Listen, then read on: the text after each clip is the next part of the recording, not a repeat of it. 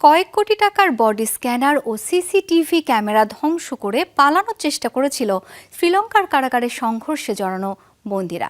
এমন তথ্য দিয়েছে দেশটির প্রশাসন। পালানোর চেষ্টা করা বন্দীদের আবার আটক করা হয়েছে। গেল রোববার দেশটির উপকূলীয় শহর নেগোম্বরের একটি কারাবাসে দীর্ঘমেয়াদী সাজাপ্রাপ্তদের সাথে সংঘর্ষে জড়ায় সাময়িক বন্দীরা, যা থামাতে কারারক্ষীদের উপর চড়াও হয় বন্দীরা। দুদিন ধরে চলমান সহিংসতায় নিহত হয় অন্তত ২৭ জন, গুরুতর আহত আরও ৩৮ জন। পরিস্থিতি নিয়ন্ত্রণে মোতায়েন করা হয় বিশেষ ফোর্স। আহতরা হাসপাতালে চিকিৎসাধীন। প্রশাসন জানিয়েছে, গেল কয়েক বছরের মাঝে দেশটিতে সবচেয়ে ভয়াবহ সহিংসতার ঘটনা এটি।